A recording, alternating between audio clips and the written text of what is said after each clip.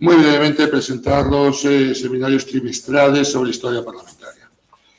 Y brevísimamente, no es mérito del director del instituto, no es mérito mío, es, como suele ocurrir en este instituto, mérito de las personas que se encuentran en su entorno. Este seminario es en gran medida fruto de una doble iniciativa, académica y parlamentaria o técnico parlamentaria. Esto es fruto de las ideas de Faustino, catedrático de Historia de Derecho, Faustino Martínez, y del entusiasmo que mostró Alfonso Cuenca con este proyecto. Me encantaría hablar mucho del parlamentarismo español y de la riqueza que podríamos encontrar en este seminario, pero creo que lo importante es que hablen los que de verdad saben. Este seminario lo codirigen Alfonso Cuenca y Iago Pachetti, y los tres estuvimos desde el primer momento de acuerdo en que la sesión inaugural la impartiera Ignacio Freixas. No hubo ni la más mínima duda desde un principio, porque creo que tenemos para abrir el seminario al máximo experto en historia parlamentaria en España en la actualidad. Siempre echaremos de menos a Joaquín, obviamente, pero hoy tenemos a Ignacio y podemos disfrutar. Así que, sin más, Alfonso y Iago, si queréis decir algo, adelante. Buenas tardes. Para mí es un honor poder participar en esta inauguración de un acto que supone un acierto más del Instituto de Derecho Parlamentario. Es un tópico. Clio, maestra de la vida, señalaba Cicerón. La historia nunca se repite, los hombres siempre. Dándole la media vuelta a la típica frase. Soy de los convencidos y opino que somos legión, de que la historia es un referente ineludible que nos da las claves para entender quiénes somos y cómo somos como sociedad. De la misma manera que no podemos saber en el terreno psicológico quiénes somos si no entendemos o no comprendemos qué fuimos de niños, de adolescentes, de jóvenes. Una sociedad no puede entender su presente y sobre todo su futuro si no comprende en todo su alcance su pasado. ¿Cómo sabremos qué somos nosotros si no tenemos pasado? Esta es una frase de la más célebre novela de George Steinbeck que viene a pronunciar uno de los protagonistas en la noche antes de emprender el duro viaje hacia California, viéndose obligados por la terrible crisis a abandonar la tierra que hicieron y en la que vivieron las 3 generaciones anteriores. En un mundo en el que lo inmediato, lo fugaz y lo efímero constituyen nuestro humus vital, no cabe duda que tener a la historia como referente es sin duda uno de los asideros más importantes de cara a encontrar los mejores puertos en nuestros viajes futuros. Lo mismo sucede con las instituciones. El Parlamento, resulta obvio, no nace de una probeta experimental de ingenieros de derecho constitucional, otro político, sino que el Parlamento es el fruto de un largo proceso de decantación hasta llegar a las asambleas de nuestros días. Eclesía, comicia, senatus, dietas, aula regia o aula palatina, concilium regium, cortes, estados generales, houses, hasta llegar a nuestras modernas ágaras. Mucho ha cambiado desde entonces el Parlamento, pero este tiene una serie de constantes vitales que se mantienen en buena parte en la actualidad. Debate, confrontación, procedimiento, etcétera. Como toda institución, el Parlamento ha evolucionado y debe seguir haciéndolo. Y precisamente debe hacerlo sin renunciar a las grandes enseñanzas del pasado. Los cambios necesarios no se adoptarán con acierto si no se tienen en cuenta los muros maestros del edificio parlamentario. Y en el derecho constitucional y también en el parlamentario, como especialidad dentro de el conocimiento de los procesos históricos que han alumbrado nuestro actual arquitrabe jurídico-constitucional se nos antoja clave. Como constitucionalistas no podemos únicamente centrar nuestra labor o focalizarla exclusivamente, por importante que sea, en el análisis concienzudo de las resoluciones del Tribunal Constitucional. Un constitucionalista ha de tener una mente de más altos vuelos y ha de tener un saber lo más integral posible, ciencia política, sociología y, como no, en mi opinión, y sobre todo, historia.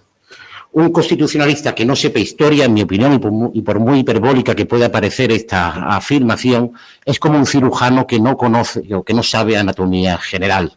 Basta evocar un ejemplo. Don Manuel García Pelayo, constitucionalista integral, quien siempre tuvo a la historia como referente en todos sus estudios. Pero no solamente los estudiosos, sino que también como ciudadanos hemos de conocer cómo hemos llegado hasta aquí.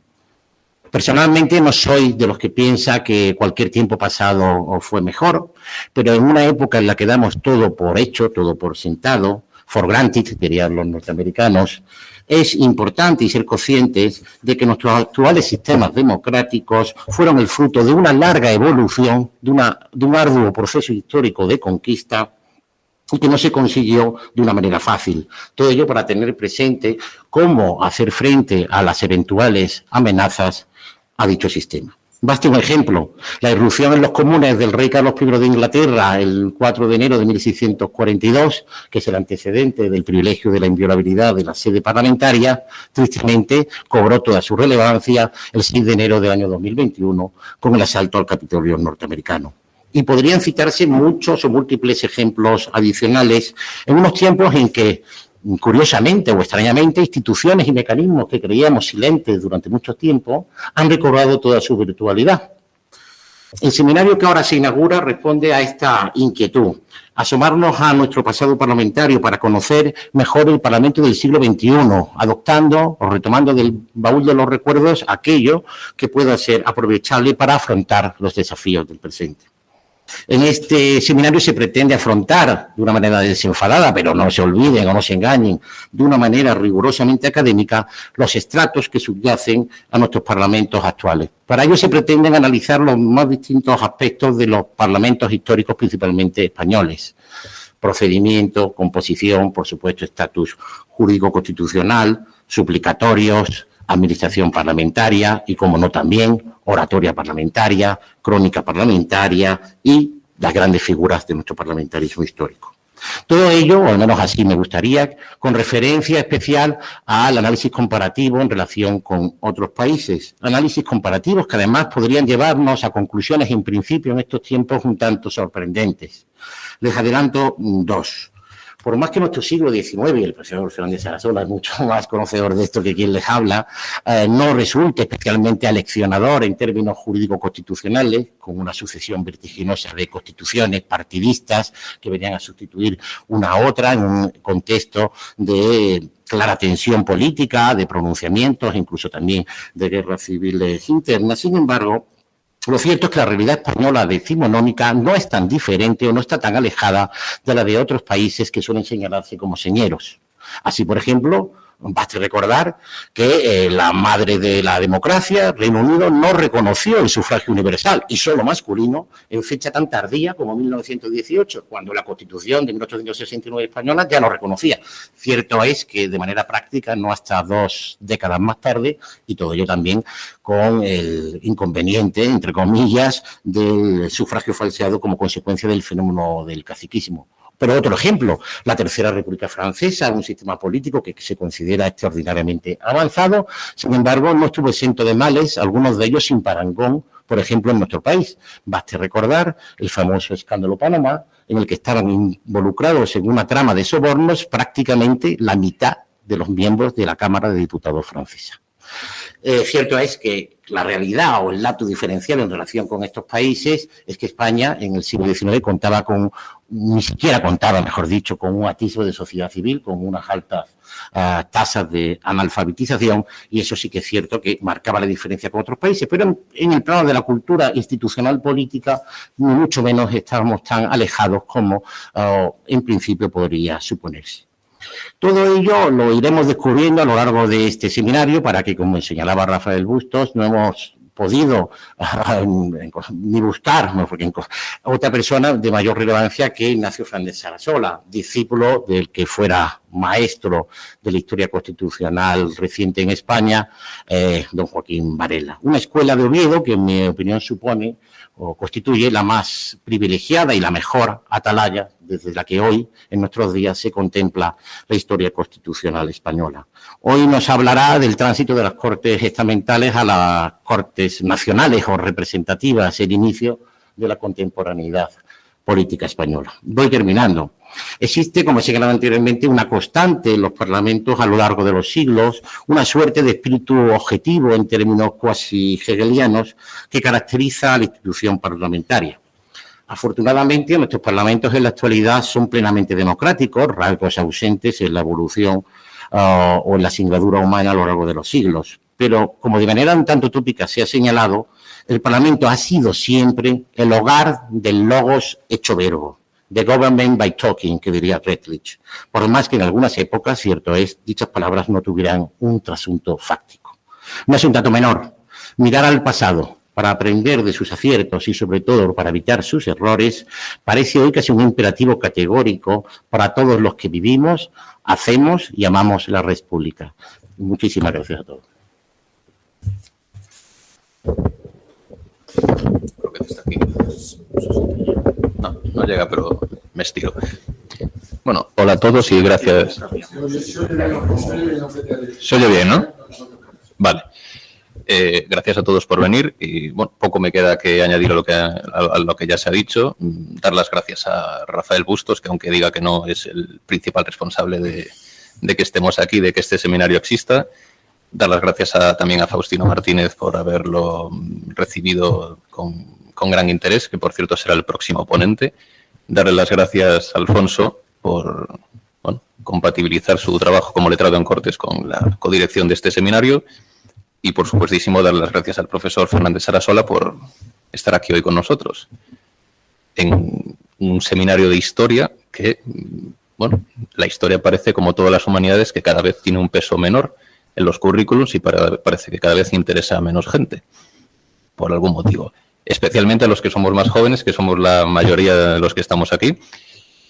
Recuerdo comentar con algunos compañeros de doctorado una frase muy pedante, pero que me encanta, de Borges, que dice, en el hoy están los ayeres. Y cuando uno de ellos me preguntó quién era el hoy, dije que nunca más iba a volver a repetir esa frase de Borges, porque dije, ya tiro la toalla. Pero bueno, gracias a Rafa Bustos he recogido la toalla del suelo y creo que tenemos esta maravillosa oportunidad para aprender un poco de historia parlamentaria que, como dice Alfonso, nos sirve para aprender sobre el presente y cómo plantear el futuro. Y nada, doy ya paso al profesor Sarasola.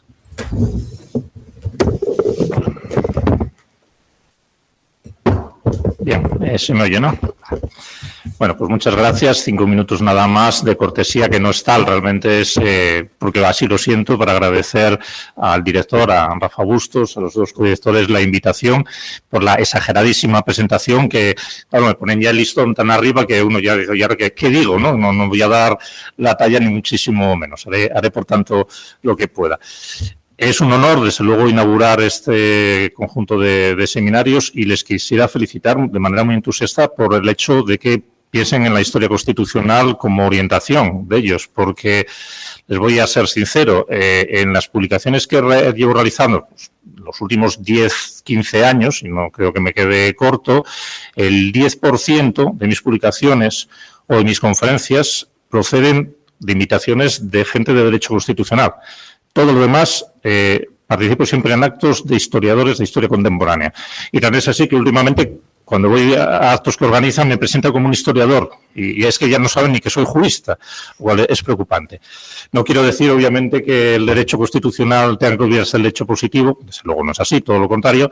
Pero, hombre, que quede un pequeño hueco, lo ha dicho muy bien Alfonso Cuenca, que quede un pequeño hueco para la historia es importante para entender, efectivamente, mejor, si es posible, el presente. Bueno, y me pidieron hablar del tema que tienen ahí en la pantalla. Yo acepté encantado el tránsito de las Cortes Estamentales al Parlamento Nacional en España. Y estoy seguro de que, visto el título, lo primero que van a pensar es que voy a hablar de las Cortes de Cádiz, reunidas el 24 de septiembre de 1810, que voy a hablar de la Constitución de 1812 y del Parlamento que ahí se diseñaba por esas mismas Cortes Constituyentes. Y, bueno, eso sería lo lógico, porque, a fin de cuentas, ese fue el primer parlamento realmente representativo, político, moderno, nacional. Pero esto es así si enfocamos la historia constitucional desde una perspectiva normativa e institucional. Ahí les doy la razón. Pero es que la historia constitucional se compone también de un tercer pilar, que es el doctrinal, la historia del pensamiento político. Y si Partimos de esta afirmación. El resultado es que ese tránsito del Parlamento, las Cortes Estamentales, a un Parlamento concebido en términos modernos, no surge ni en 1810 ni en 1812, sino que se remonta a la Ilustración, al último tercio del siglo XVIII en España. Entonces, voy a tratar de ser un poquito más original y voy a hablar de las Cortes de Cádiz como punto de llegada y no como punto de partida en ese tránsito de las Cortes Estamentales a las Cortes modernas. Bien, voy a dividir la exposición y he hecho unas diapositivas. Me comentaba un compañero un día que, presentando unas diapositivas, le dijo quien presidía la mesa de ¿tú tienes algo que decir o vas a poner unas diapositivas de PowerPoint? Bueno, yo espero que las dos cosas sean compatibles, las he hecho para que se me pueda seguir un poquito mejor, porque van a ver que voy a hacer muchas bifurcaciones, muchas divisiones, nada más por eso. Voy a dividir la exposición en dos bloques. El tratamiento de las Cortes en la Ilustración española y en la etapa juntista, esto es entre 1808 y 1810, en plena Guerra de la Independencia. Bueno, en la Ilustración española, efectivamente, concretamente en el último tercio del siglo XVIII, ya empezamos a encontrar un debate bastante vivo respecto de la posibilidad de modificar lo que entonces existía, un gobierno absoluto, Carlos III, despotismo ilustrado, con Carlos IV, despotismo sin el adjetivo ilustrado, para dar entrada a un parlamento, a unas Cortes.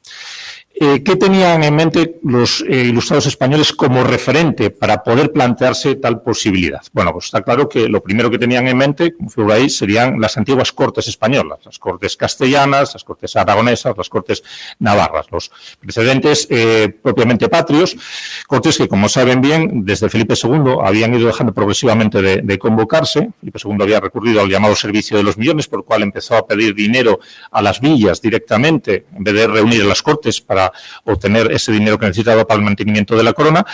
Y en el siglo XVIII, las últimas Cortes que se habían celebrado, no voy a decir que tuvieron un papel prácticamente testimonial, pero fueron en 1789 con el objetivo de jurar al entonces infante Fernando como príncipe de Asturias, momento en que, por cierto, se abolió definitivamente la ley sálica, y es algo que pasó de tapadillo, prácticamente ni se supo. O sea, hasta ese punto estaban ocultos en ese momento el papel de las Cortes españolas. Al margen del referente que tenían en el propio pasado nacional, los ilustrados podían lógicamente mirarse en lo que acontecía en el extranjero, tanto modelos parlamentarios nuevos como algunos que, anclados en el tiempo, todavía pervivían y tenían su parlamento todavía vigente, cosa que no sucedía en España. El primer modelo que podían mirar era, lógicamente, el estadounidense, la primera gran constitución de 1787, pero que va a ser muy poco seguido, muy poco permeable a la Ilustración española, porque está basado, lógicamente, en un sistema federal y republicano que resultaba muy extraño en la Ilustración española. Si pensamos, por ejemplo, incluso Valentín de Foronda, ilustrado español que fue cónsul en Filadelfia, cuando habla del sistema norteamericano, no parece conocerlo demasiado bien y nunca habla de él en términos elogiosos. O sea que le resultaba algo que le chirriaba y, por tanto, es un sistema que está ahí un poco apartado.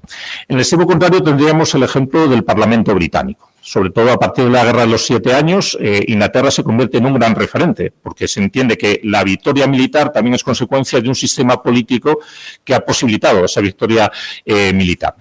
Los ilustrados españoles que comentan la Constitución de Inglaterra en general y, lógicamente, con mención al Parlamento, son muchos. Hasta hablar, pues, Ibáñez de la Rentería, Victorián de Villava, el duque de Almodóvar tiene un libro que se llama Constitución de Inglaterra, o sea que hasta ese punto se analizaba el régimen británico. Se cuenta que, frente a lo que sostienen algunos colegas que parece que piensan que los españoles de la Ilustración y del siglo XIX que eran unos ignorantes que no leían de nada, pues todo lo contrario, se manejaban constantemente con obras extranjeras. Entonces conocían muy bien el sistema británico. Lo identificaban con un sistema de equilibrios constitucionales, tal cual lo describían Bolingbroke, al que leían Blackstone. Los comentarios sobre las leyes de Inglaterra eran manejados por los ilustrados españoles. David Hume, por ejemplo, que aquí no solo tenía fama como filósofo, sino también como historiador. Todas esas lecturas las encontramos en las bibliotecas prácticamente de cualquier ilustrado español. Yo he consultado las de 10 o 12 ilustrados y en todos estos libros aparecen. Si a eso sumamos encima las aportaciones de los comentaristas de la Constitución inglesa que comentaban ese sistema político en lengua francesa mucho más conocida por los ilustrados españoles, pues lógicamente se duplica la influencia.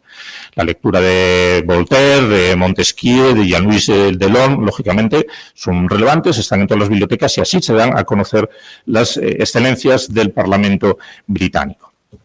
Y he puesto ahí en el medio el ejemplo de la Asamblea Nacional Francesa, la de 1789 y luego las distintas modalidades que plasman las constituciones del 91, 93 y 95. Y lo pongo ahí en punto intermedio porque la ilustración española respecto de este modelo de parlamento va a ser ambigua. Va a haber una ilustración más radical, es lo que Antonio Lorza identificó como la ilustración liberal, o sea, ya medio camino entre ilustración y liberalismo, que va a admirar ese sistema.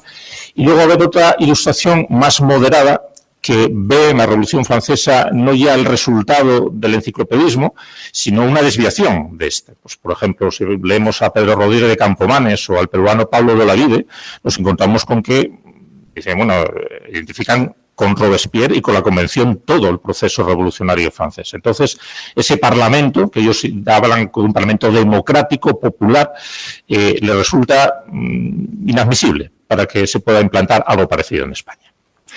Bueno, con esto yo creo que he trazado más o menos en líneas, lógicamente, muy genéricas, cuáles son los veneros doctrinales en los que podían mirar los ilustrados españoles. Bueno, ¿y qué perspectivas tuvieron ellos para aplicar a España respecto de un parlamento? Voy a dividirlo en tres corrientes. Voy a hablar en primer lugar de una corriente inmovilista, que como diga su propio nombre, esta no quiere cambio ninguno. Está muy satisfecha con un gobierno absolutista, todo en manos del monarca, y por tanto considera que no se necesita para nada ni volver al pasado nacional, a recuperar cortes, ni tampoco imitar los modelos en presencia en otros países. Lo que no quiere decir que no aprovechen, porque sí que lo hacen, algunas de las doctrinas de estos pensadores extranjeros que mencionaba. Por ejemplo, Juan Pablo Forner está utilizando a Montesquieu y habla perfectamente de que existen tres poderes, legislativo, ejecutivo y judicial. Lo que pasa es que dice que están en manos del monarca. O sea, que lo que asume es una división funcional, pero no una división orgánica de poderes.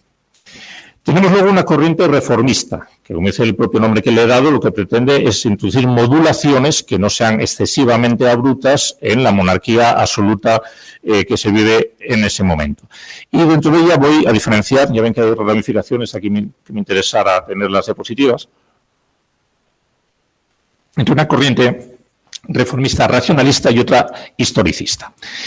La primera pretende hacer reformas, como indica su propio nombre, a partir de concepciones abstractas. Y sobre todo lo que buscan es encontrar un modelo que pueda modificar el sistema polisinodial que en ese momento existe en España. O sea, que una monarquía polisinodial es una monarquía con múltiples consejos. Bueno, el caso más ejemplar de esta modificación del régimen polisidonial es el desde el punto de vista del conde de Cabarrús. Él va a proponer modificar los consejos que existen en España de la siguiente manera. En primer lugar, vamos a eliminar tanto consejo y vamos a quedarnos con uno solo, que vamos a llamar Consejo de Estado. Segunda reforma, el Consejo de Estado no va a tener en ningún caso funciones jurisdiccionales. Recuerden que el Consejo de Castilla tenía funciones administrativas y jurisdiccionales. Bueno, las judiciales no, esas en manos de los jueces.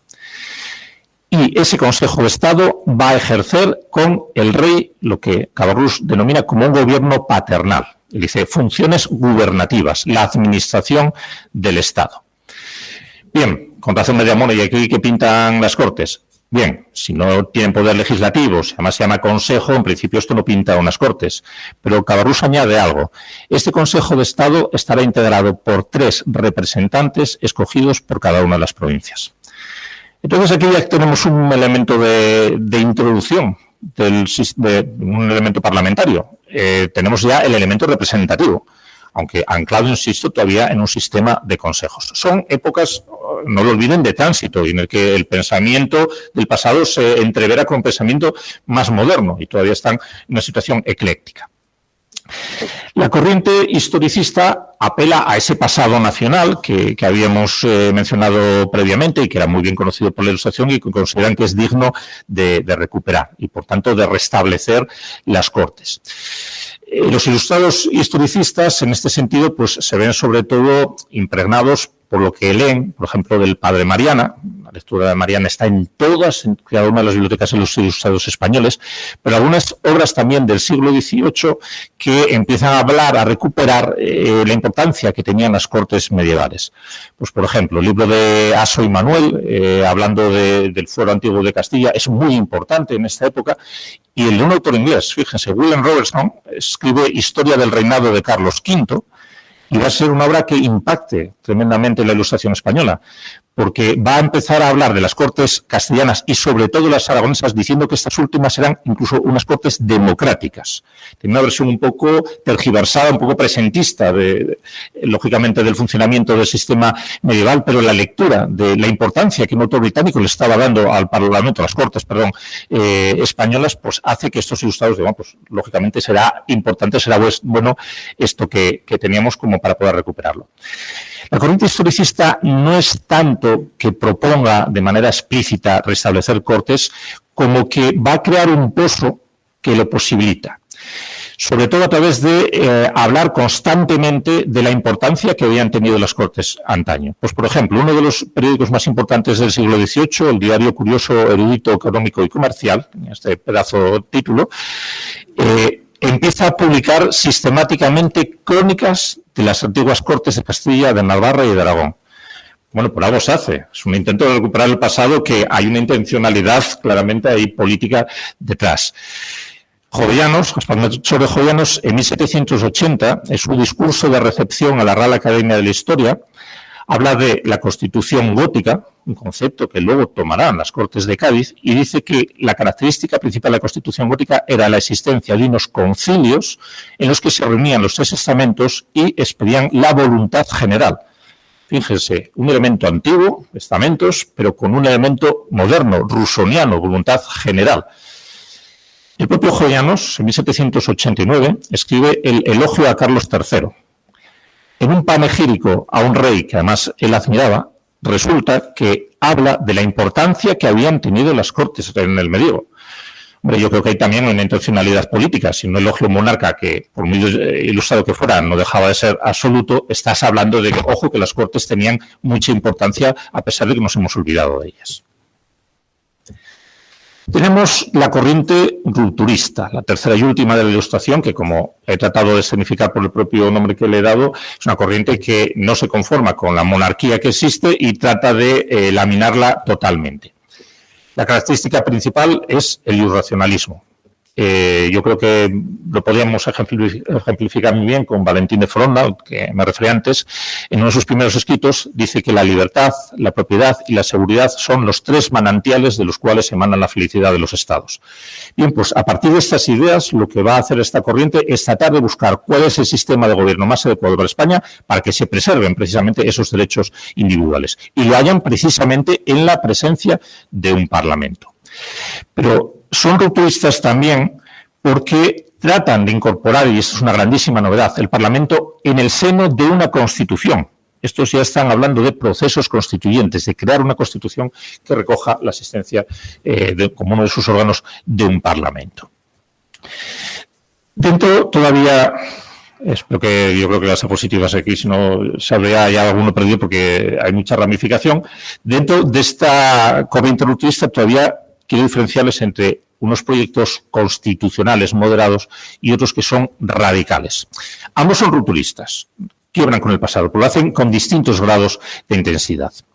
El proyecto moderado, yo pondría como ejemplo más destacado a Manuel de Aguirre. Manuel de Aguirre era un militar vasco que diseñó un proyecto de constitución en 1786. Y pongo el acento en la fecha, 1786, porque si se dan cuenta, la primera gran constitución nacional es la Constitución de los Estados Unidos del año siguiente, 1787. O sea que, ¿qué referentes podía tener Manuel de Aguirre en ese momento para crear un proyecto constitucional? Los únicos, en su caso, podían ser las constituciones de las antiguas colonias británicas que se habían ido aprobando desde 1776. Pero aquí es donde es muy importante, en la historia comparada, ver en qué medida lo que se produce en un país llega a otro. Y ya les digo que las constituciones coloniales no llegaban a España. Por ejemplo, Jovellanos se las vio y se las deseó, así lo menciona en sus diarios, para conseguir la de Massachusetts, y fue la única que consiguió leer. O sea que eran prácticamente inaccesibles. Desde luego, en lengua inglesa, imposibles de conseguir. Sí que es cierto que había un comentario de ellos en francés, de Brissot de Roiville, y que un amigo de Benjamin Franklin, también francés, el conde de La Rochefoucauld, las había traducido, pues las había dado Benjamin Franklin al francés. Entonces, a través de estas traducciones al francés, es posible que alguna de ellas hubiera llegado a Manuel Aguirre como para que se le hubiera metido en la cabeza la palabra siquiera Constitución, que no se manejaba en esos momentos en absoluto en España. El caso es que en su proyecto constitucional, que está redactado a modo de un contrato social rusoniano, dice que en cada provincia tiene que haber un consejo provincial, un consejo de Estado provincial. Fíjense, siguen todavía empecinados con el término de consejo, porque es lógicamente la nomenclatura que les suena más. Que funcionalmente debería equivaler a las diputaciones permanentes, que luego se establecerían en la Constitución del 12. Y que esos consejos de Estado van a escoger a los miembros de las distintas clases del Estado que formarán un Consejo de Estado Nacional que aprobará las leyes con el rey. Bien, aquí ya tenemos un elemento representativo, hay una elección de diputados y un órgano, que aunque lo llame Consejo de Estado, ejerce poder legislativo conjuntamente con el monarca. Si lo he llamado proyecto moderado es por dos circunstancias. En primer lugar, porque dice que tienen que estar integrados por diputados de distintas clases del Estado, o sea que todavía hay un componente estamental. Y en segundo lugar, porque dice que los consejos de Estado provinciales proponen esos diputados, pero tienen luego que ser ratificados por el rey. Entonces, la intervención ahí del rey hace que, lógicamente, pierda peso la libertad electiva. El otro proyecto, el proyecto radical, es obra de un autor muy interesante, León de Royal, un personaje curiosísimo, que durante el reinado de Carlos IV escribió un texto, no sé si les suena, titulado Pan y Toros, así era como circulaba habitualmente, Pan y Toros, realmente el título era más largo, Oración apologética de los males de España. Bueno, Pan y Toros se metía tanto con la monarquía de Carlos IV que circuló de manera anónima. Durante algún tiempo se pensó que su autor era el pobre Cabarrús, luego que había sido Jovellanos. Ninguno de los dos había atrevido a hacer circular un escrito así, ni tampoco eran sus ideas. Y todavía en el siglo XX fue cuando se descubrió que el autor era León de Royal, que describía la España de Carlos IV como una España vieja y regañona, dirigida por la monarquía más déspota y llena de confusión que han conocido los siglos, como para publicarlo con su nombre. Y luego miraba al extranjero y decía: los ingleses y franceses, idólatras de su libertad, tienen por pesado un solo eslabón de la servidumbre. Nosotros, los españoles, arrastrando las cadenas de la esclavitud, no conocemos ni siquiera el ídolo de la libertad. O sea, mirad lo que tienen ellos y mirad lo que nos falta aquí. ¿Y qué nos falta? Pues una constitución en cuyo seno haya un parlamento como el que tienen los franceses. En una carta dirigida a Francisco Saavedra le manda un borrador de constitución y un borrador de Código Civil y de Código Penal. O sea, era como Jeremy Bentham, ¿no? Tenía una idea global de codificación. Están redactados en 1795 y están claramente inspirados en la Constitución francesa del 91. Y no porque se pueda deducir fácilmente que así es, sino porque también lo reconocer. Me ha inspirado la Constitución francesa de 1791. Y aquí sí que nos encontramos con un sistema de parlamento claramente moderno. Reconoce la existencia de unas juntas provinciales que, un poco igual que Aguirre, son como diputaciones provinciales, tienen funciones gubernativas dentro de los territorios. Y son estas, igual que en este caso también con Aguirre, los que eligen a los diputados que formarán parte de las Cortes, se le habla de Cortes. Pero estos diputados ni hay ratificación por parte del rey, ni además en absoluto deben proceder de los distintos estamentos. Para ser diputado simplemente hay que tener 50 años y un cierto grado de riqueza. Pero cualquiera vale para ser diputado. Puesto que los han elegido esas juntas provinciales, están sujetos al mandato de las juntas provinciales, que en cualquier momento puede destituirlos, o sea, mandato claramente imperativo. Vamos, todavía les falta la idea de mandato representativo, pero hay que tener en cuenta que en estos momentos lo que busca esta ilustración es un mayor grado de descentralización política también, y piensa que eso es una manera de lograrlo. Pero claro, si dependen de las juntas provinciales, está claro que quien no dependen es el rey. Y el rey ya no puede disolver las Cortes. Esto está en manos, la duración del mandato está en manos de las propias juntas provinciales. Y si nos detenemos en las funciones que tienen asignadas estas Cortes, son sorprendentes. Función legislativa, en la que el rey tiene un veto suspensivo. Bien. Pueden declarar la guerra y la paz. ¿Verdad? Es que la Constitución de 1812, esta facultad le correspondía al rey. Y el León de Royal se la da a las Cortes. O sea que el suyo es un proyecto mucho más radical que el de las propias Cortes de Cádiz. Establece además que atenderán a todos los asuntos gubernativos graves, o sea que ejercen lo que llamaríamos función de gobierno, y que son la última instancia de apelación, y por tanto también ejerce función judicial. O sea que tenemos ahí un sistema asambleario como el que ni siquiera se llegó a plantear o a plasmar normativamente en la Constitución de 1812. Bueno, hasta aquí la ilustración, que como ven quizás da más de sí de lo que se podía pensar. Que pensarse la ilustración española, despotismo ilustrado. No, es mucho más complicado que todo eso. Vamos brevemente a la etapa juntista, 1808-1812, perdón. Juntista porque saben que en ese momento está ausente Fernando VII, entonces España se está gobernando a través de las juntas provinciales superiores, que en septiembre de 1808 nombran una junta central para que gobierne España en ausencia del monarca. Bien, en este momento va a ser el momento de máxima eclosión de ideas respecto de la formación de un parlamento. Y en buena medida, a partir de esa imagen que tienen ahí, es una caricatura de un humorista inglés de las renuncias de Bayona.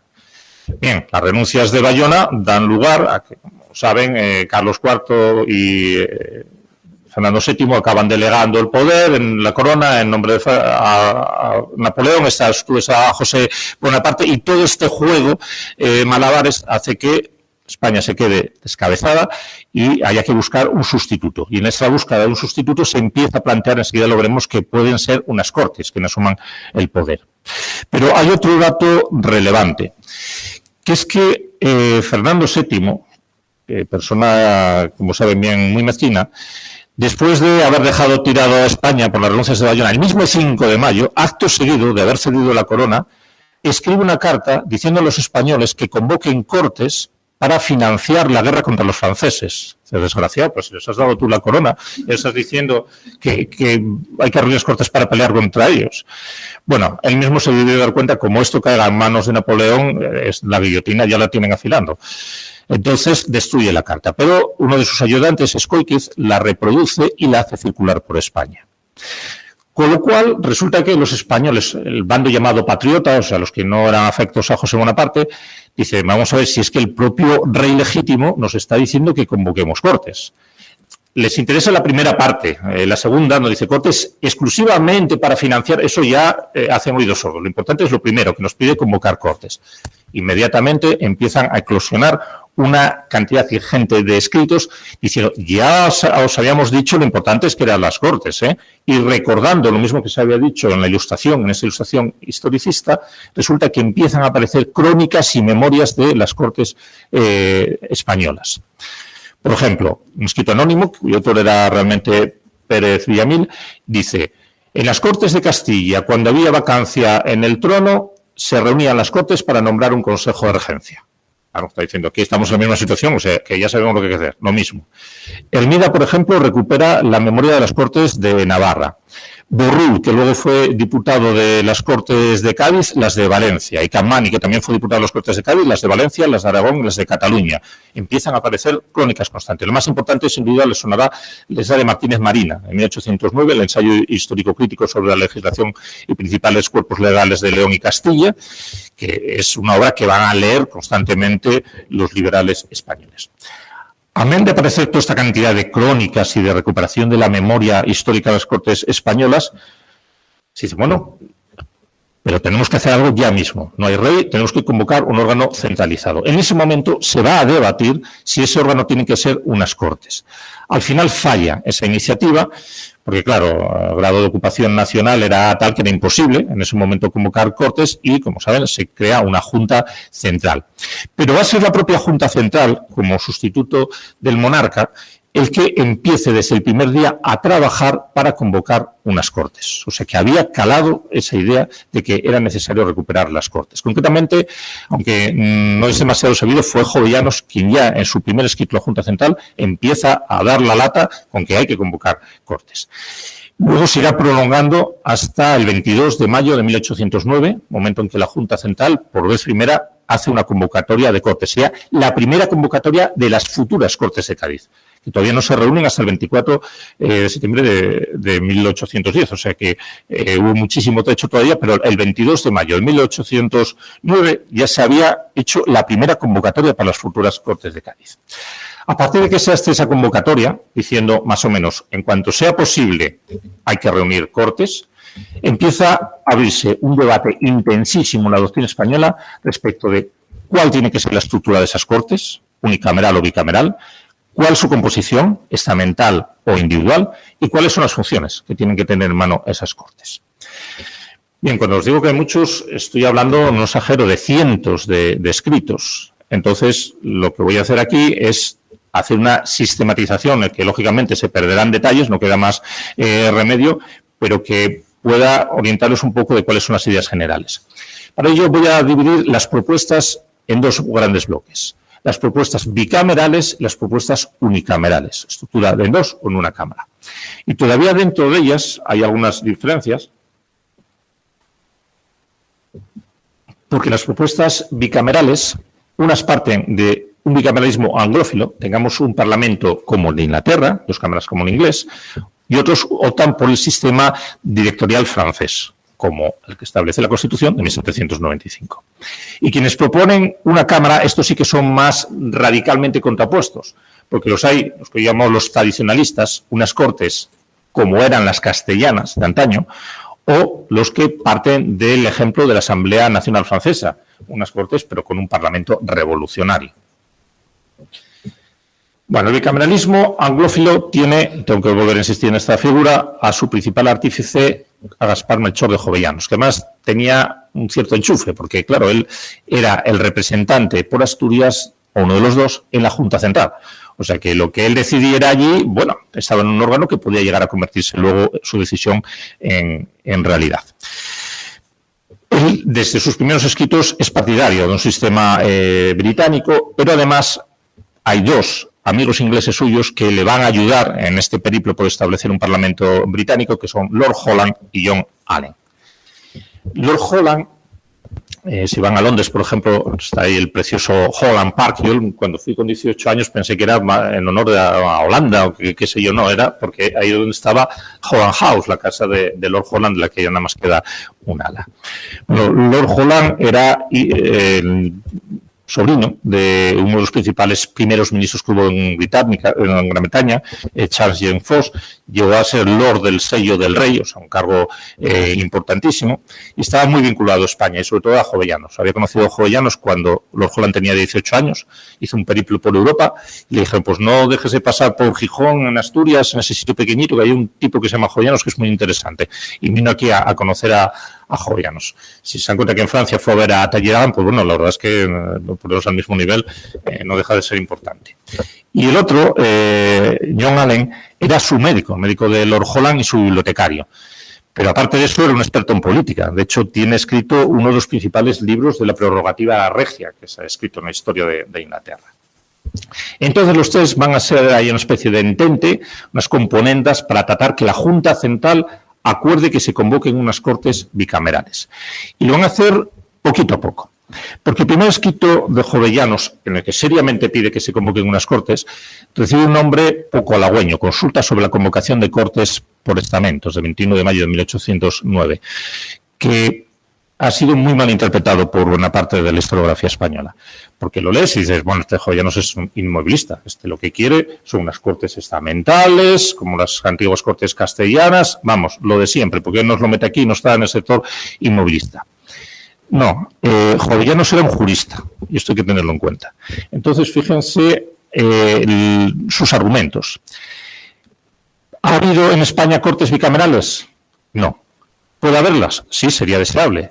¿Y cómo se hacen unas Cortes bicamerales? ¿Las podría hacer el rey? ¿Podría el rey decir, ala, ahora las Cortes que siempre fueron una que rompan en dos? No. Eso no es competencia del rey. ¿Podemos hacerlo nosotros, Junta Central, que somos un sustituto del rey? No, si no lo puede hacer el rey, nosotros mucho menos. Entonces, ¿quién tiene que tomar esa decisión? Las propias Cortes. Entonces, lo que vamos a hacer es reunir unas Cortes a la antigua usanza, recomendándoles que luego ellas se dividan. Pero el que se dividan es una potestad suya. Bien, la argumentación, en términos jurídicos, yo creo que no deja de ser hilar bastante fino. Y, de hecho, sus compañeros británicos más o menos lo asumen. En un borrador que encontré en el Archivo Histórico Nacional, que no se sabía ni que existía, pero que es obra de ellos, le proponen un primer modelo de convocatoria de Cortes y le dicen, nos vale igual que sea unicameral que bicameral en un primer momento. Luego esto ya se andará. Lo que sí que reconocen es que tiene que haber sufragio censitario y lo que sí que establecen es que hay que recomponer las ciudades que tenían derecho a voto. ¿Por qué? Porque las ciudades que tenían derecho a voto en las Cortes de Castilla en el siglo XV no son las mismas en importancia que en el siglo XIX. Y, por tanto, hay que recomponer. Han variado económica y demográficamente y esto hay que tenerlo en cuenta. Es un cambio de lo que sería en Inglaterra los burgos podridos, pero en Inglaterra resulta que lo están proponiendo en 1809 y en Inglaterra no lo hacen hasta 1832. O sea que ya lo querían poner en práctica antes en España. Y, finalmente, en un escrito, lo pongo debajo de Lord Holland, perdón, de John Allen, porque este es suyo, ya se decanta por unas Cortes bicamerales. Ese escrito que se llama Insinuaciones sobre Cortes lo escribe para Jovellanos, para que lo defienda la Junta Central y le dice ya claramente, mira, dejémonos de gaitas, tenemos ya que convocar unas Cortes bicamerales. ¿Por qué? Porque los liberales cada vez tienen más peso. Con tal se convoquen unas Cortes en el que el dominio sea de los liberales, estos no van a querer dividirse en dos cámaras porque no les gusta el régimen británico. Entonces, obliguémoslos ya a que de mano se reúnan en dos cámaras y evitamos así el debate. Bien, y Jovellanos acaba pasando por el aro y acaba reconociendo que efectivamente tiene razón y a partir de ese momento la Junta Central se convierte en el máximo defensor del sistema británico de las Cortes bicamerales. Me va a permitir leer un extracto de una cosa que menciona en la memoria de defensa de la Junta Central porque me parece muy llamativa a este respecto. Dice Jovellanos, alguno, oyéndome discurrir sobre estos principios, me reconvino, con que usted quiere hacernos ingleses. Si usted, le respondí, conoce bien la Constitución de Inglaterra, si ha leído lo que de ella han escrito Montesquieu, Delon y Gladstone, si sabe lo que el sabio republicano Adams dice de ella, John Adams fue presidente de Estados Unidos, que es en la teoría la más estupenda fábrica de la humana invención, así por el establecimiento de su balanza, como por los medios para evitar su alteración. Se ha observado los grandes bienes que este ilustre y poderoso pueblo debe a su Constitución y se ha penetrado las grandes analogías que hay entre ella y la antigua Constitución española. Y, en fin, si usted reflexiona que no solo puede conformarse con ella, sino que cualquier imperfección parcial que se advierta en la Constitución inglesa y cualquier repugnancia que tenga con la nuestra se pueden evitar en una buena reforma constitucional, ciertamente que la reconvención de usted sea tan poco digna de su boca como de mi oído. O sea, le está diciendo, no, es que usted no sabe de qué está hablando, porque si se da cuenta de la importancia que tiene el Parlamento británico, se da cuenta que lo que estoy propongo es lo mejor que podría sucederle a España. El 29 de enero de 1810 se disuelve la Junta Central para dar paso al Consejo de Regencia y Jovellanos redacta el último decreto de la Junta Central, en el que se dice que se van a convocar Cortes, las que sean las Cortes de Cádiz, Cortes bicamerales. Jovellanos había dejado atado, y bien atado, que las Cortes de Cádiz se dividieran en dos cámaras. Cosa distinta es que luego este decreto se extravió misteriosamente y el Consejo de Regencia no hizo caso a lo que se había establecido y convocó una sola cámara. El bicameralismo directorial va por otros derroteros. Su modelo es el de la Constitución francesa de 1795. Y tenemos aquí a dos autores, ejemplos, que son los que mejor lo personalizan. Uno es Valentín de Foronda, que ya les hablé, y otro es el asturiano Álvaro Flores Estrada, que luego fue diputado en el trienio liberal.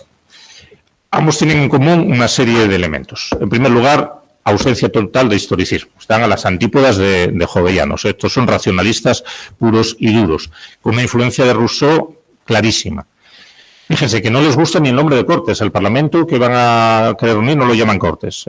Valentín de Foronda lo llama supremo intérprete de la voluntad general. O sea, más rusoniano imposible. Y Álvaro Flores Estrada, Congreso Nacional Soberano, o sea, por el estilo. O sea, que de Cortes, nada, pues para no haya equívocos, que esto no tiene nada que ver con lo que había antes. Distinguen entre titularidad y ejercicio de la soberanía. Concretamente, ambos parten de la idea de soberanía popular, ni siquiera de soberanía nacional, sino que defiende la soberanía popular. Pero luego, sin utilizar estos términos, distinguen claramente entre el titular de la soberanía, que es el pueblo, y el ejerciente, que es el Parlamento. Por ejemplo, Flores Estrada habla de soberanía de derecho, que le corresponde al pueblo, soberanía de hecho, que le corresponde al Parlamento. La segunda cámara no es una segunda cámara aristocrática, como era la de corte anglófilo, sino una cámara de edad. Simplemente, cualquier ciudadano puede aspirar a ella siempre que tenga un rango de edad determinado. Y luego tienen ciertas diferencias, que también es importante destacar. El tipo de bicameralismo que sostienen no es exactamente igual. Por ejemplo, el de Valentín de Foronda es un bicameralismo imperfecto. La Cámara Baja es la que presenta iniciativas, la Cámara Alta es la que las veta. Entonces, digamos que aquí hay una mayor influencia, una mayor presencia del sistema británico, que tiene un cierto peso todavía en él. En el caso de Flores Estrada, no. Las dos cámaras pueden hacer lo mismo. Una presenta iniciativas, la otra también, y uno puede vetarlas igual que la otra. Están exactamente al mismo nivel. Las elecciones, en el caso de Valentín de Foronda, optan por un sistema de elección por grados más centralista, mientras que en el caso de Flores Estrada es claramente descentralista. Fíjense, Flores Estrada prevé la existencia de unas juntas provinciales, pero estas ya no son como diputaciones, son parlamentos provinciales, porque pueden aprobar leyes que tendrán vigencia dentro de las propias provincias. Eso no lo había dicho absolutamente nadie hasta ese momento. Y son estos parlamentos provinciales los que escogen a los diputados que formarán parte del Parlamento Nacional. Y aquí, igual que en León de Arroyal, los eligen y los pueden destituir, o sea que están sujetos también a un mandato imperativo. Y el tipo de asambleísmo, los dos tienen una tendencia asambleísta de sus proyectos, tampoco es idéntica. Por ejemplo, Valentín de Foronda quiere que las Cortes, el Parlamento, digo que no llamaban Cortes, no fueran permanentes, que se reunieran 6 meses al año y luego el resto actuara una diputación permanente. Bien, Flores Estrada, no. Dice el Parlamento, no podemos dejar que haya un momento en que no esté presente y por tanto el Parlamento es permanente. Pueden cambiar los diputados porque las juntas provinciales los vayan relevando, pero el Parlamento siempre está presente. Existirá ello, no obstante, una diputación provincial, pero no es más que un órgano que lo que va a hacer es que esté atento a que se esté ejecutando todo lo que acuerda el Parlamento. Pero el Parlamento ahí está siempre. Y en lo que se refiere a las funciones, mientras que Valentín de Foronda solo les da función legislativa, Flores Estrada va más allá. Poder legislativo, pero también función de gobierno en un sentido muy parecido al que antes les mencioné de León de Arroyal. Yo llegaría incluso a sospechar que había leído a León de Arroyal, pero es imposible. Es imposible porque es una carta manuscrita que conservamos en el Instituto Fijo de Estudios del siglo XVIII y que no circuló de ninguna manera. O sea que había ya algún pozo que hizo que coincidieran, porque, insisto, las coincidencias son muy llamativas. Bueno, voy terminando, ya no les doy mucho más la lata. Vamos a orientarnos ya al unicameralismo, mucho más brevemente.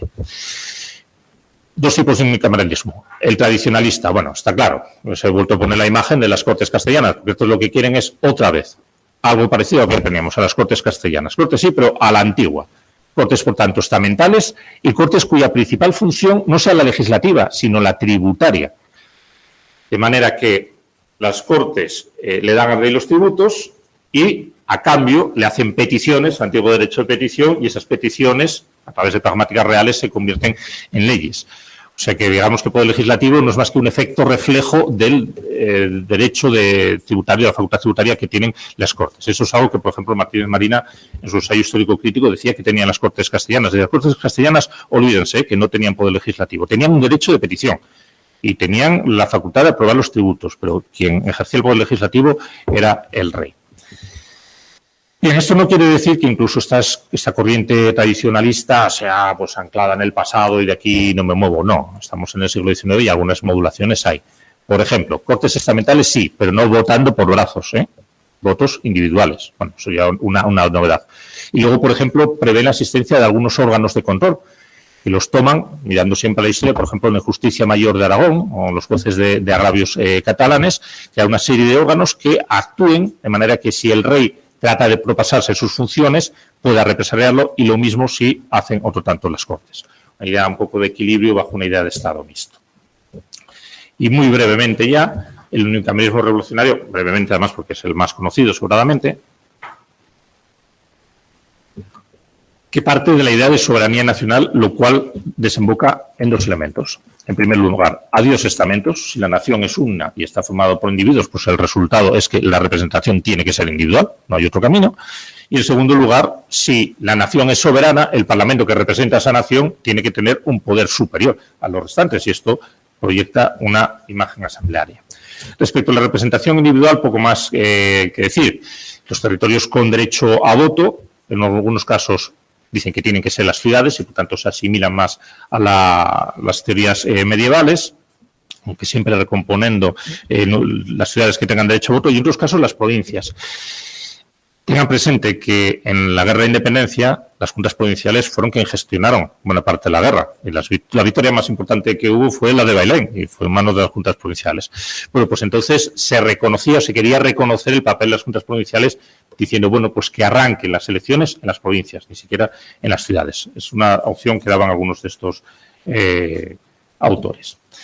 Siempre sobre una base poblacional. De manera que hay que tener en cuenta la población de las ciudades o de las provincias para determinar el número de diputados que le va a corresponder a ese territorio. Pero hay un caso muy interesante, una corrección que introduce un autor, Uriortúa, un escrito tentativa sobre el modo de variar las elecciones en las Cortes, se titulaba en 1809, que es muy interesante porque dice, voy a introducir un par de correcciones. Base poblacional, sí, pero en el Parlamento no va a poder haber más de 20 eclesiásticos y 20 aristócratas. ¿Por qué? Porque son gente que tienen especial ascendiente sobre el pueblo. Entonces la mayoría de la gente va a tender, porque son los que conocen, a elegirlos a ellos. Entonces sí, vamos a frenar esa posibilidad. En el momento que se llegue a 20, los demás ya no pueden pertenecer a esa clase. O sea, el pertenecer a la clase era a estos efectos algo que operaba en tu contra. Y establece la posibilidad de incluir circunscripciones en las ciudades para evitar que aquellos territorios, aquellas zonas de las ciudades que estén más pobladas, acaben teniendo sobrerepresentación respecto de otras. Un planteamiento muy moderno y es de 1809. Bien, en lo que se refiere a la proyección asamblearia, de su punto de vista estructural, todos los textos, y estoy hablando de cientos de ellos, prevén que la disolución nunca quede en manos del rey. Se acabó lo de que el rey puede decir cuándo se disuelven las Cortes, porque como las disuelva, luego a lo mejor no lo vuelve a convocar más. Prerrogativas. La prerrogativa, antes hablabas de la prerrogativa de inviolabilidad. Aquí, sobre todo, la que habla mucho es de la de inmunidad. Una manera de garantizar la independencia respecto del monarca es que los diputados no puedan ser detenidos. Así nos evitamos que el rey los detenga y no comparezcan en las sesiones. En cuanto a las funciones, la primera que van a relatar no es la legislativa, sino la constituyente. Las primeras Cortes que se reúnan tendrán que tener poder constituyente. Y así, por ejemplo,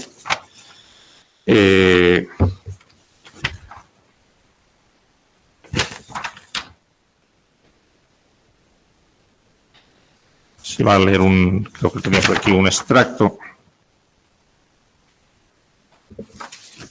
Aquí. El Cabildo de Ciudad Rodrigo dice, las Cortes que se reúnan tendrán que realizar una Constitución, sí, una Constitución formada por las Cortes, que establezca un gobierno sólido, adecuado a las circunstancias en que se halla la nación y exento de los vicios que han tenido la anterior de tantos años. El obispo de Barbastro, en un escrito dirigido a la Junta Central, dice, el pueblo puede y debe formar su Constitución. El pueblo español, que ha reconquistado su libertad e independencia por sus esfuerzos y sangre derramada, es enteramente libre hoy de darse una Constitución. Esa es la primera función que tienen las Cortes. Cortes constituyentes. Poder legislativo. En la mayoría de los escritos, poder legislativo pleno, sin que tenga ninguna parte el monarca. Algo que en las Cortes de Cádiz solo va a defender el conde de Toreno, siguiendo las teorías rusonianas. Y luego hay otros sí que un grupo minoritario que dicen veto, pero suspensivo, nada de veto absolutos. Veto suspensivo y va que chuta, con eso ya le es suficiente.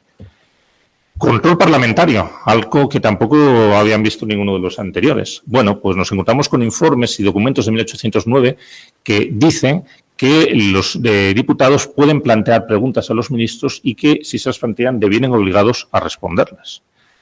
Dicen además que ha de haber siempre una diputación permanente y Agustín Jarillo dice que ha de haber además un tribunal constitucional, estoy hablando de 1809, cuyo destino y cuya ocupación sea sola y únicamente velar sobre la más exacta observancia de la Constitución y leyes establecidas por las Cortes Generales. Este tribunal vendrá a ser como unas Cortes permanentes. Aquí está dado negativo, por lo menos, en 1809. Es más, responsabilidad política. Dicen, las Cortes pueden exigir al monarca, si no están de acuerdo con un ministro, que lo destituya. Y por el simple hecho de que se lo exigen, el monarca tiene que acceder a ello. Bien, estamos hablando de una novedad impresionante para estar en 1809. De otras funciones, pues bueno, las típicas, la presupuestaria, la tributaria y en algunos casos función de gobierno, claramente un poco la línea que había dicho también León de Royal. Y termino. Les había dicho que podemos poner como punto de partida las Cortes de Cádiz, es un planteamiento normativo e institucional, pero si ven, realmente me gustaría que lo vieran como un punto de llegada. Lo que ahí tienen plasmado son las Cortes de Cádiz, las distintas corrientes ideológicas que se dieron cita a las Cortes de Cádiz. Faltan los diputados americanos que iban un poco por libre, no los cerré ahí porque planteaban unos problemas diferentes, ¿no? Pero el resto, digamos, los diputados metropolitanos responden a estas tres tendencias. Pues si se fijan, todas las que les he ido marcando hasta ahora acaban desembocando en alguna de ellas. Por ejemplo, el unicameralismo tradicionalista va a ser el que plantea unas cuestiones que luego van a defender las Cortes de Cádiz los realistas absolutistas como Inguanzo. Están defendiendo esas mismas posturas. La ilustración historicista ya empezaba a decir, oye, veamos las Cortes que teníamos, que son importantes. Desemboca en el bicameralismo anglófilo. Fíjense lo que les leí de Jovellanos. Las Cortes inglesas, ¿cuánto se parecían a las nuestras? O sea que hay ese componente historicista y eso desencadena dentro de las Cortes de Cádiz en un sector de diputados que son los realistas anglófilos. Por ejemplo, Alonso Cañedo y Vigil, que era sobrino de Jovellanos, defendió esas mismas ideas de bicameralismo dentro de las Cortes de Cádiz. Y la ilustración revolucionaria, León de Royal, Manuel de Aguirre, desembocan en el unicameralismo revolucionario que les mencioné ahora mismo y va a ser el que definen los liberales gaditanos, los Argüelles, Toreno, Muñoz, Torrero, etc. Con lo que, y con ello termino, al final hay todo un elenco de pensamientos y de ideas que arrancan desde el siglo XVIII y que acaban cuajando normativamente en la Constitución de Cádiz y en la Constitución de 1812, y en las Cortes de Cádiz. Bueno, nada más. Muchas gracias.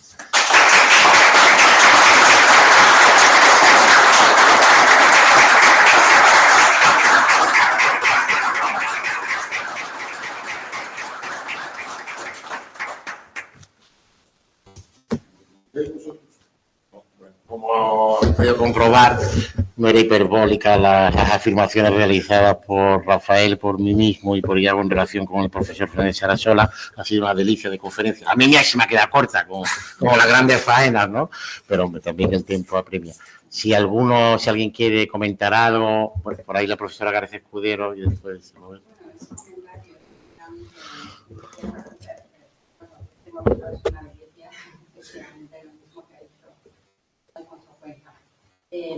Es muy interesante porque yo creo que los constitucionalistas, efectivamente, yo ya hemos estudiado, los letrados, hemos estudiado la historia jurídico-política, pero solemos tomar como base la Constitución del 12 y nos vamos a las influencias extranjeras, es decir, conocemos mucho mejor la doctrina extranjera que la propia, de alguna manera. Entonces, esta conferencia lo que ha hecho ha sido el rellenar el gap, ¿no? De cómo llegan a través, en definitiva, de lo que ya estaba aquí. Y me gustaría preguntar también algo más sobre las juntas. Las juntas, que además tuvo su reflejo luego en las juntas americanas, ¿no? Y bueno, como proceso para llevar a la independencia, por decirlo de alguna manera, el papel que tuvieron esas juntas y cómo nacen, de qué nacen y a dónde llegan. O sea, en qué momento desaparecen. Bueno, gracias, Pilar. Sí, estaba en primer lugar, era sobre la influencia extranjera, me habías comentado. Sí. Bueno, la influencia extranjera es cierto que, y lo hablábamos antes de entrar, que siempre nos estamos mirando pues en Inglaterra, en Estados Unidos o en Francia, ¿no? Que es lo que más se estudia. Hombre, yo creo que esos son grandes referentes y que están ahí, igual que el baloncesto, no puedes jugar contra Estados Unidos y llegamos a ganarles, pero son más las veces que nos ganan ellos a nosotros, ¿no? Entonces ahí estamos en las mismas, son los grandes referentes por algo. Lo importante es ver en qué medida esas ideas llegaron a España y permearon entre los pensadores españoles. Y es algo que no siempre se tiene en cuenta. Hay dos problemas. El primero, no tenerlo en cuenta en absoluto y decir, pues esto no lo conocían, y hay una escuela de historiografía española que dice que aquí no se conocía nada de lo que se hacía fuera. Y hay el otro problema, que es el pensar que cualquier cosa que se conociera en Estados Unidos ya automáticamente tenía que conocerse aquí. Lo importante es ver las corrientes de pensamiento, cómo confluyen y cómo entran en el país. Y en ese sentido, por ejemplo, es muy importante utilizar como fuentes la reconstrucción de las bibliotecas de los autores, leerse sus diarios y leerse su correspondencia. Porque ahí es donde nos encontramos. Le he prestado el Edmund Burke a fulanito. Bueno, luego vas a ver, cuando la siguiente carta habla con fulanito de Edmund Burke, dice, hombre, no le ha prestado cualquier cosa de Edmund Burke, le ha prestado reflexiones sobre la Revolución Francesa. Entonces, hay que tirar del hilo para saber exactamente qué leían y qué no leían, y así determinadas cosas que digan, pues decir, estas sí que son originales y estas no. Miren, yo cuando empecé a estudiar, por ejemplo, a Jovellanos, me volvía loco, porque leía autores que decían las influencias de Rousseau en Jovellanos, las influencias de Locke en Jovellanos. Y yo leía Jovellanos y no las encontraba prácticamente por ningún lado. Hasta que digo, bueno, cambio totalmente el chip. Rousseau y Locke ahora son dos grandes, obviamente, pero eran tan grandes en la época de Jovellanos. O había otros que estaban en el top 10 también de los más deseados. Entonces me empecé a leer qué era lo que leía Jovellanos. Y resulta que las influencias más importantes en la educación naturalista proceden de autores que a lo mejor a muchos no lo sonarán. Jan Domat, Jacques Pourlamaqui, Christian Wolff e Inecio. Esas son sus principales fuentes. Claro, tú tienes que ponerte en la contextualización, en el momento de aquel, y no en la importancia que tenga. Entonces, al final es muy difícil ver todas esas interconexiones doctrinales de constituciones extranjeras que se lee y que no se lee. Ahora, bien es cierto que, teniendo en cuenta lo que leían los ilustrados y luego los liberales españoles, la historia de Constitución española es mucho más rica también de lo que pensamos. No está quizás a nivel de la inglesa, la francesa o de la estadounidense, pero lo hablamos antes. Yo creo que es muy superior a la italiana, desde luego, y bueno, la de la mayoría de los países, de Bélgica, de la propia Alemania. Yo creo que bueno, Alemania tiene una fase muy importante, la de la Alemania del siglo XX, pero bueno, yo creo que en su proyección la española está entre las top 10, o lo menos entre las top 5 de Europa. Las juntas provinciales, vamos a ver, en el momento en que faltó Fernando VII, se empezaron a erigir de forma espontánea esas juntas provinciales con la idea de reasunción de la soberanía. Si el rey, que es el soberano, no está, entonces el pueblo ha resubido la soberanía y entonces el pueblo lo puede empezar a ejercer nuevamente, esa soberanía. De las pocas juntas provinciales que existían era precisamente la de Asturias. Asturias tenía una junta de representación de los concejos asturianos, pero los demás territorios surgieron, es profeso, a partir de la guerra de la independencia.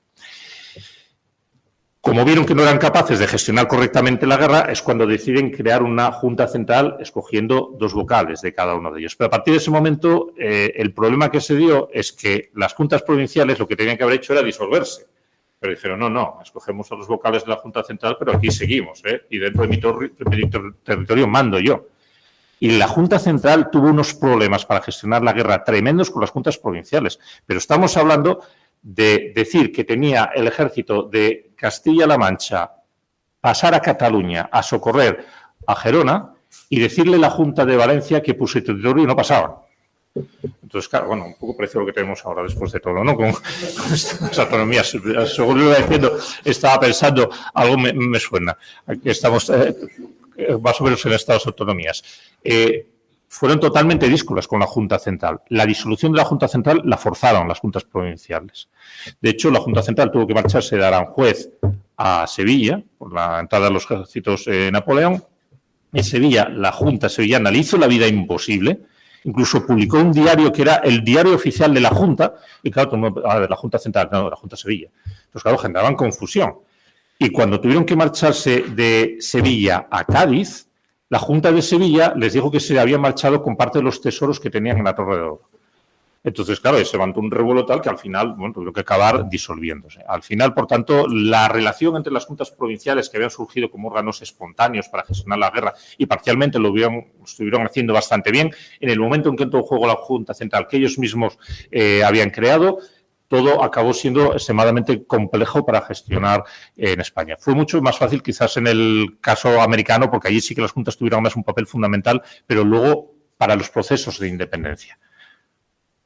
No sé si con eso te... Solo decir que me recuerda algo que he leído también de la independencia de Estados Unidos, donde también los problemas venían un poco como que las entidades locales o estatales que no querían pues ayudar efectivamente, de aquí no estamos, nosotros la ciudad no la defendemos, nuestro ejército es para defendernos a nosotros.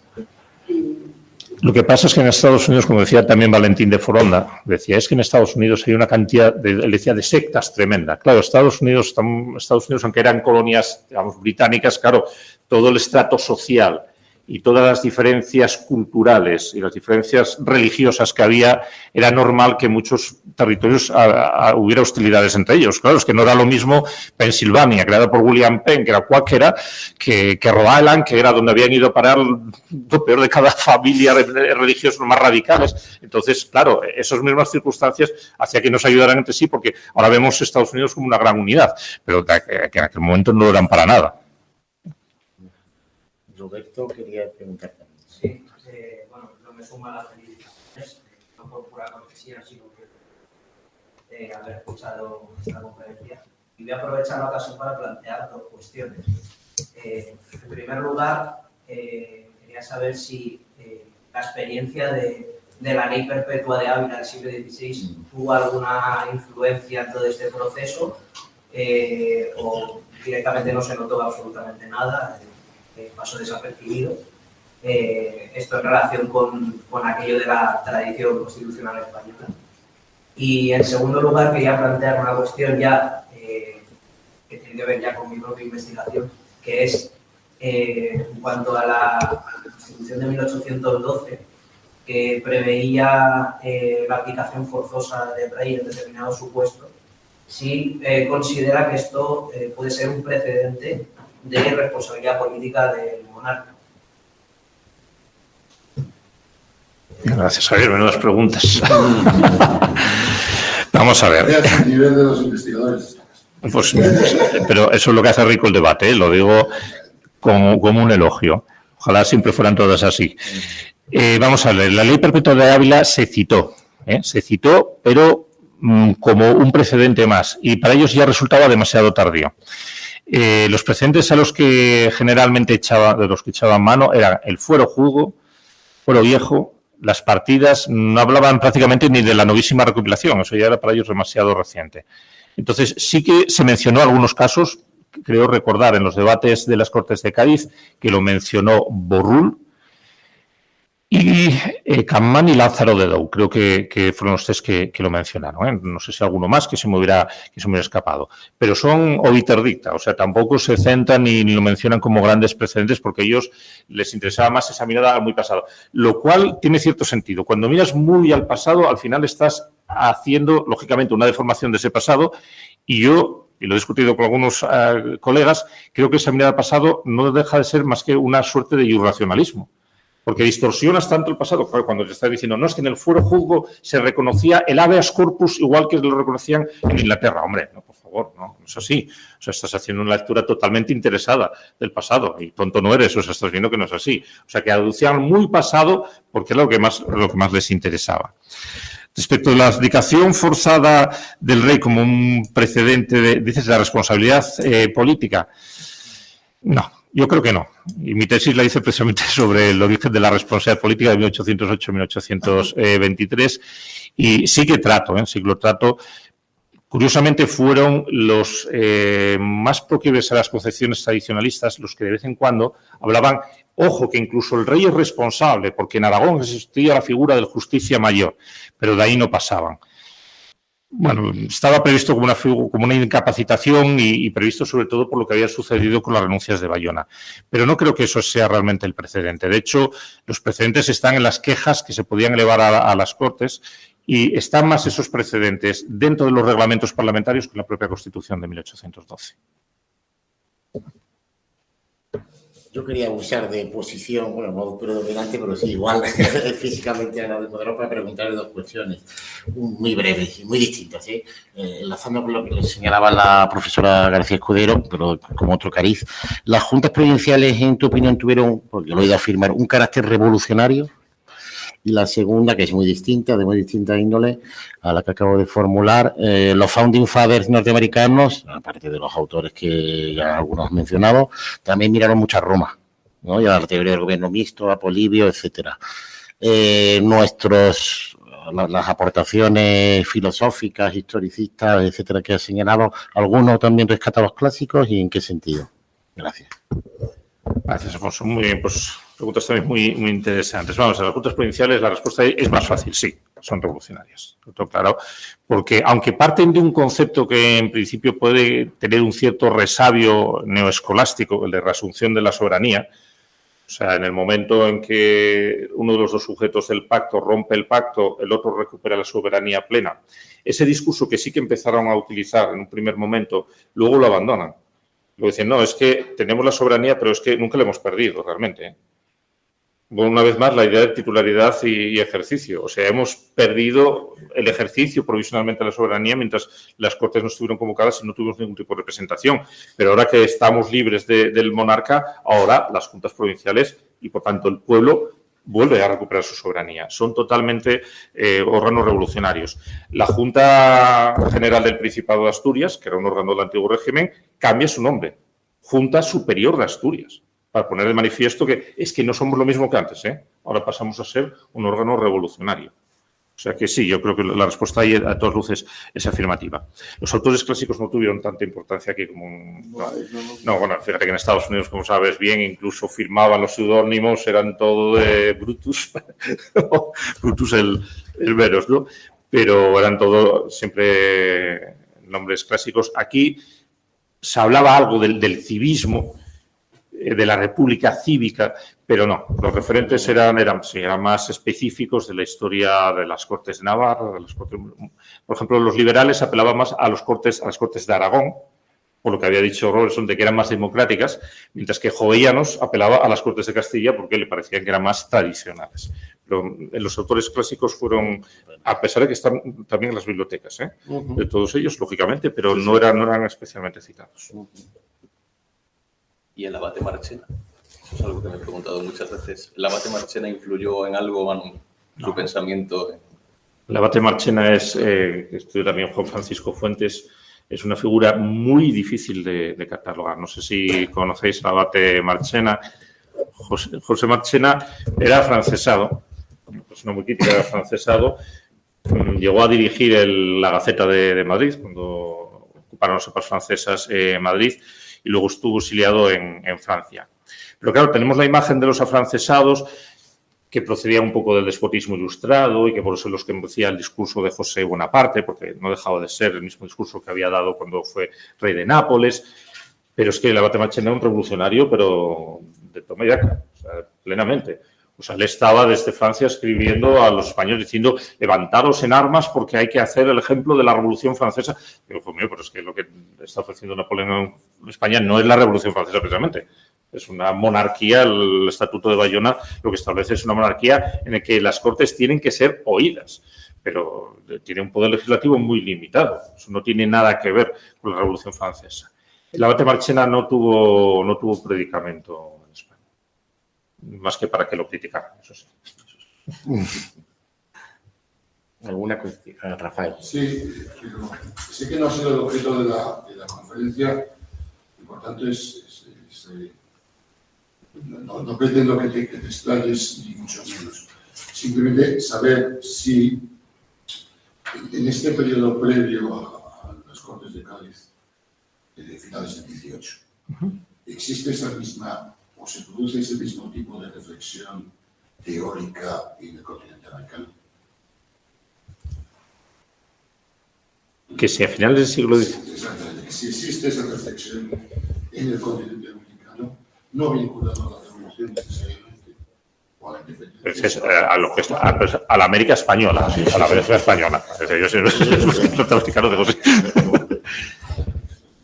Si eso era una mentira, aparecen esos procuradores americanos que, como tú bien dices, iban por su cuenta. Sí. Sí, lo que pasa... Sí. Y gracias. Nada, esa es la más fácil de contestar. Yo me voy con una sonrisa estúpida. Como creo que muchos de aquí, ¿no? Me gustaría Sí, te vamos a dejar.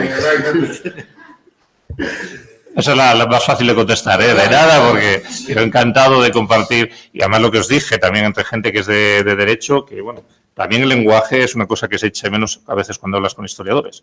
Yo, por ejemplo, con Miguel Artola, con el que tenía mucha amistad, era un cariño y un afecto tremendo, discutíamos bien, ¿no? Pero discutíamos a veces por eso, porque él le hablabas de una monarquía parlamentaria y una monarquía constitucional, y dice, pero es lo mismo, una monarquía constitucional es una constitución que tiene una monarquía parlamentaria es donde hay una monarquía y un parlamento.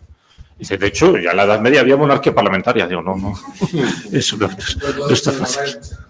Gracias a vosotros. Gracias a vosotros, que desde luego... Sí, voy a contestar, sí. Aparte de daros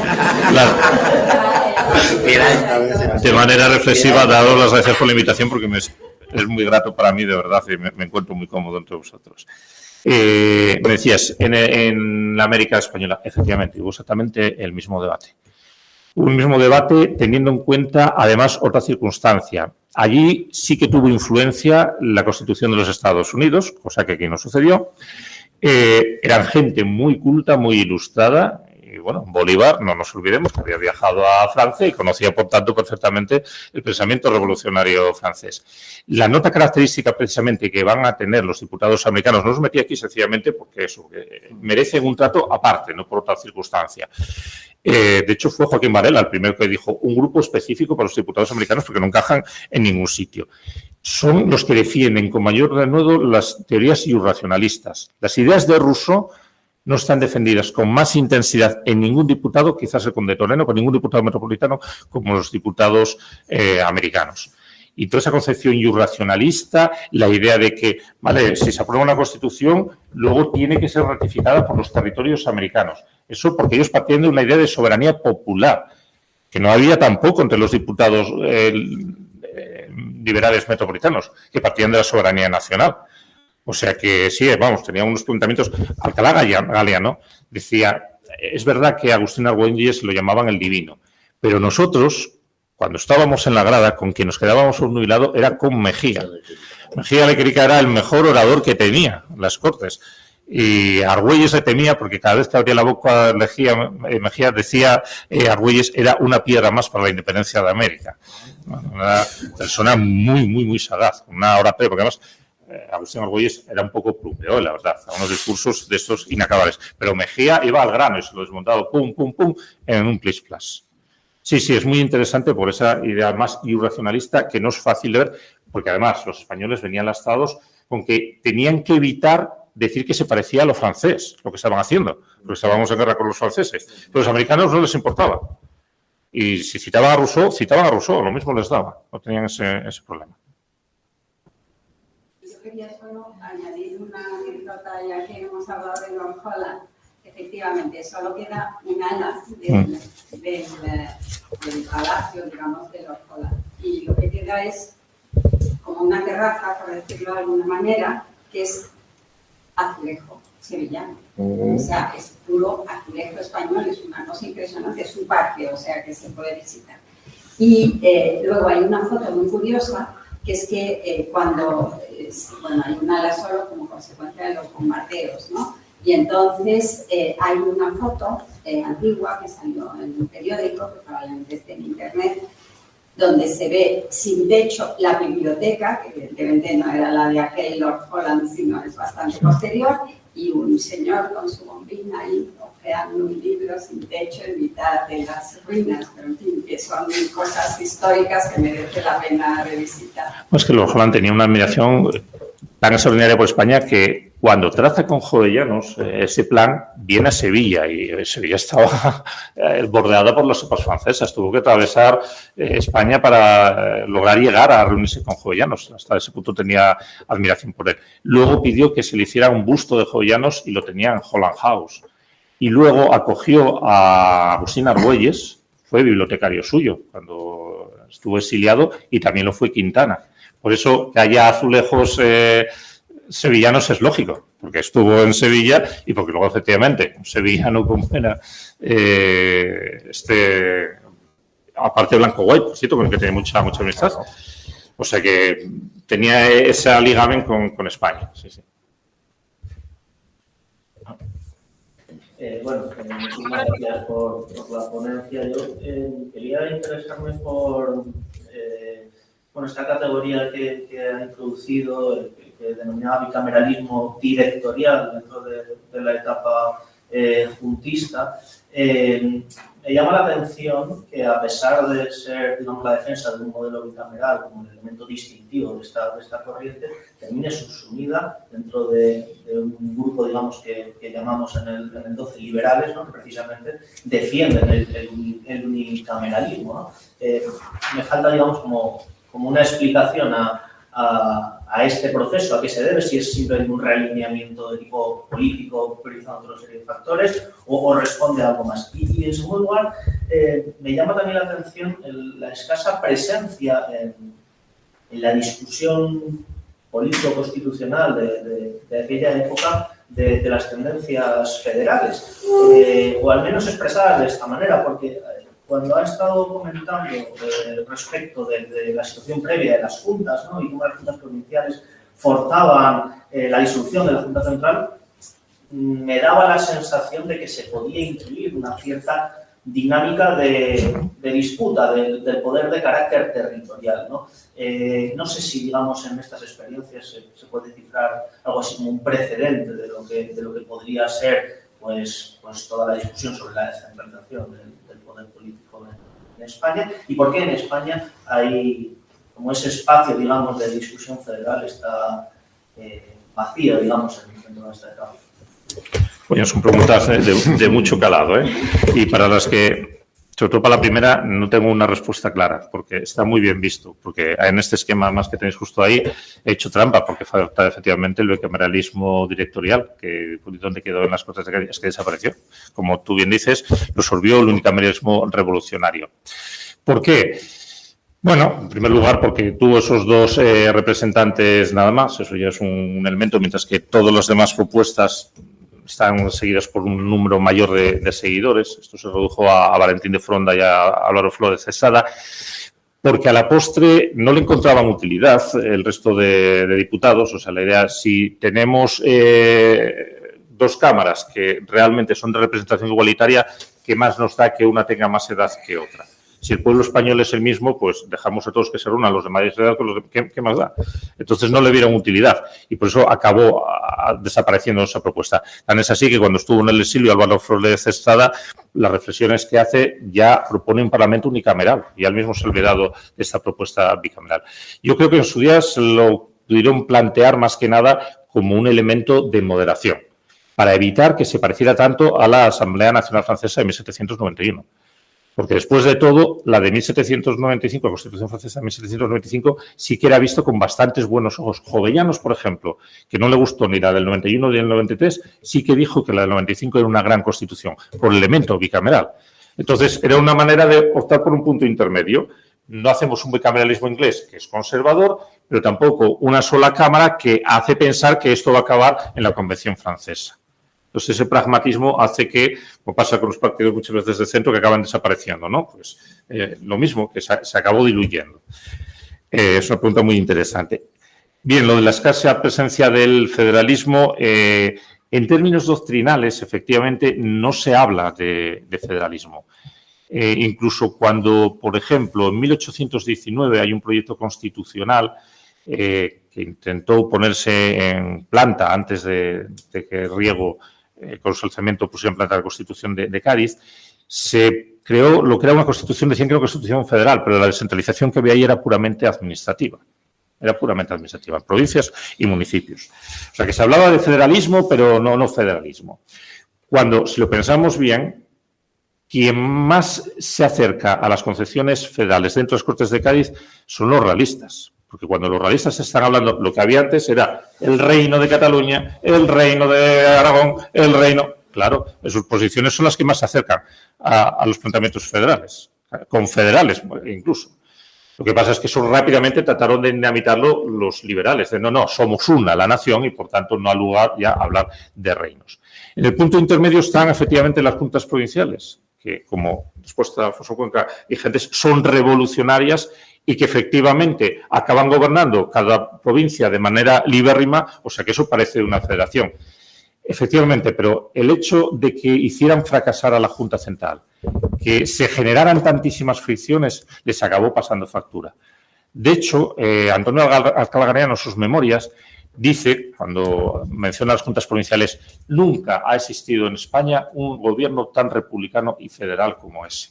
O sea que él mismo reconocía que esto nunca lo habíamos tenido, pero acabó fracasando, porque no eran capaces de gestionar la guerra y cuando tuvieron a la Junta Central acabaron cargándose a la Junta Central. Entonces eso les acabó pasando factura. No obstante, y eso también se mencionó previamente, quedó ahí el pozo del juntismo que luego va a ser en años posteriores retomado. Cuando todo el movimiento juntista ligado al cantonismo en la Primera República se vuelve a hablar nuevamente de la experiencia de las juntas provinciales, ya siquiera como precedente. Bueno, dejamos irse al... Porque si no va a tener que pedir a viajar por... Me apetece a mí que se comentaba el señor Juan Sarasola. Pues nada, reiterarte las gracias y creo que hemos tenido el mejor inaugurador de esta jornada, ¿verdad, Rafael y Diego? Muchísimas gracias. Bueno, gracias.